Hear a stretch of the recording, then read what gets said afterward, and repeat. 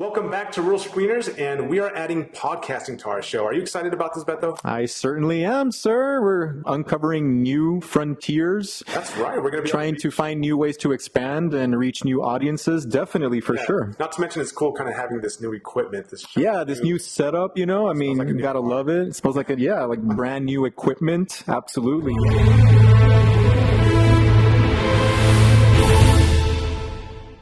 We stumbled upon a small indie movie called Save Yourselves, right? Playing at the Alamo Drafthouse. Save Yourselves is directed by Alex Houston Fisher and Eleanor Wilson. It's also written by the two of them. And really, there's just two actors to talk about, really. This is a two-person show, right?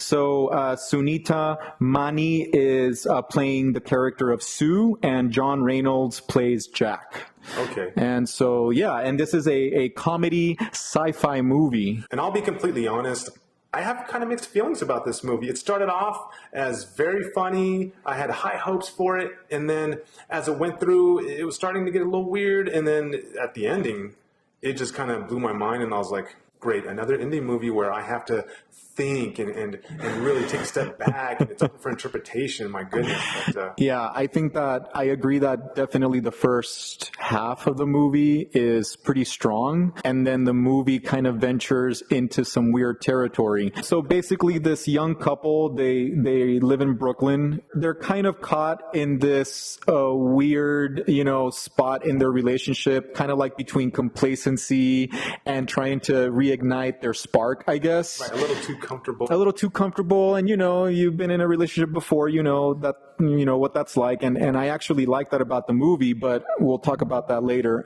And then they decide to basically go to a cabin in the woods, right? Kind of like to retreat themselves from the hustle and bustle of everyday life.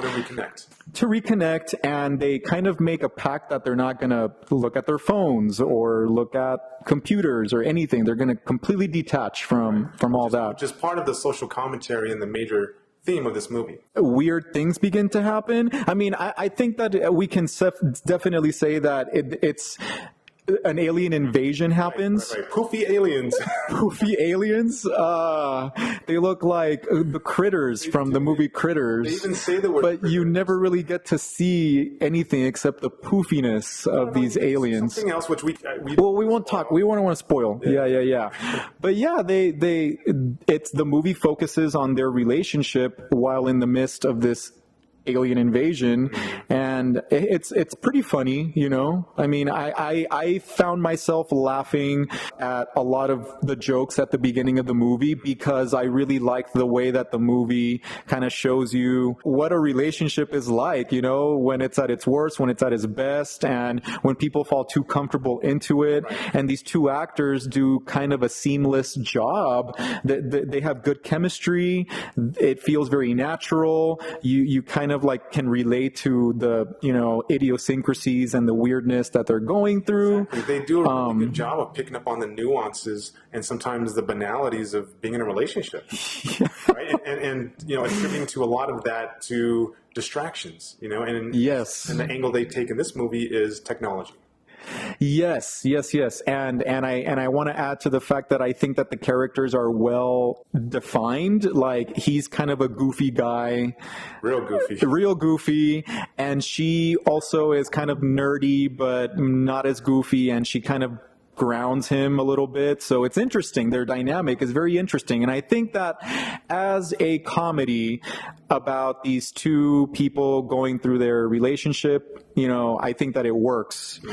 Where I think the movie doesn't work is where the aliens come in. Right. You're really good at pointing out MacGuffins in movies. Right. That's exactly what you pointed out in this one, right? Yeah, it did feel like the aliens were kind of like not very well explored, and it just didn't fit into the story. Like, again, even when they encounter these aliens a little bit more closely towards the latter half of the movie, I'm trying to like keep it spoiler free. The interaction with the aliens is weird. Right. You don't really understand what's going on. Yeah, and before we explore this even further, I just want to, I totally forgot not everyone's familiar with the term MacGuffin. Do you want to clarify that for them?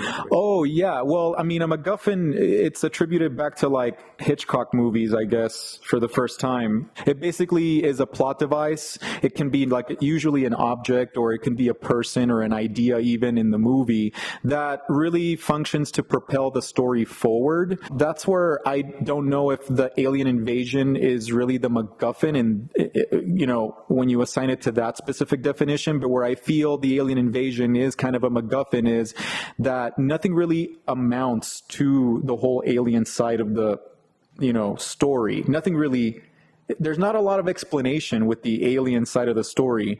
The movie functions well, I think, as this cute, you know, I don't want to say it's a romantic comedy, but it's kind of just like a comedy about these two. Right. It's kind of romantic, I guess, but it really focuses on just the absurd situations that you can get into Right, as a couple. And that's what I liked, you know? that the movie did Yeah. well with is they take this couple, they put them together to where they have relatively pretty much no distractions, and you kind of see what unfolds from that. You know, being detached from everything else. Yes, and that's refreshing, Right, dealing right? with the positives and the negatives of you guys just being with each other. Right. It's good because it's like a cleansing.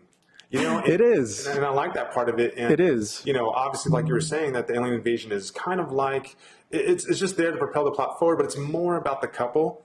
And I like that aspect of it. But like you said, it starts to stumble and lose its way when you have too much interaction with the aliens, and you kind of don't. And you don't have an explanation Right. as to what's going on. I do like that the movie ends on a hopeful note, and they do find something at the end of the movie, and I'm just going to leave it at something, but they do find something at the end of the movie that I think is kind of important, because it's kind of something that they're missing maybe perhaps as a couple, or something that they're looking forward to. And when they do find it, you can really see that it gives them a purpose, I suppose, and the movie ends kind of like on a high, hopeful note, considering Is it hopeful though? you don't know, right? The ending is kind of ambiguous, yeah. There's even a question that's posed. Right. And so, of course, that that was intentional. So they want you to think about it. Right. Right.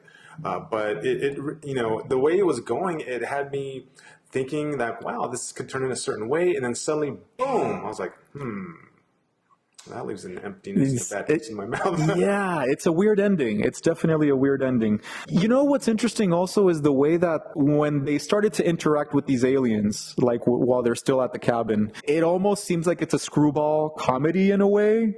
Yeah. It never takes itself too seriously when it comes to the alien invasion. You know what really helped this movie too is the acting. These characters whom I've never heard of these actors. Yeah, I mean, they're no-name actors pretty much. But yeah, they did an incredible job. I thought the man who plays the actor who played Jack. Yeah, his name is John Reynolds. Yeah. Okay, yeah. So John did a really great job of really interpreting this range of emotions that this guy had, and to me, he worked better in funny moments. I mean, I really bought that, and I was thinking, man, this guy could be a really good actor. Yeah, he could, and the way that they bounced. Yeah, he's a good comedian, and they bounced off of each other very well. He was definitely always, like I said, the goofier guy, the goofier character.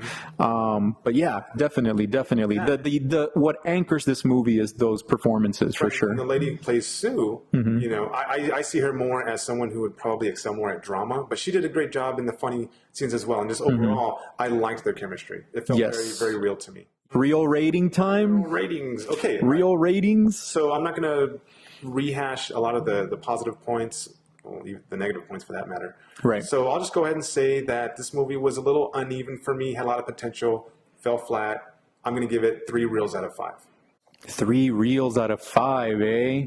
That seems a fair amount of reels. Technique wise, this movie definitely, like you said, feels its budget. This is not a special effects movie, even though it's being advertised as a sci-fi comedy. The special effects are very minor, if any. I thought some of the music, some of the sound, the score, it was kind of silly. I mean, but it went with the scenes. Like, it was good silliness. It did. As you sometimes say, whimsical. Yeah, it was bouncy, right? It kind of got into some bouncy territory there. Too much shaky cam at times, just Yeah. doing it. But again, felt its budget.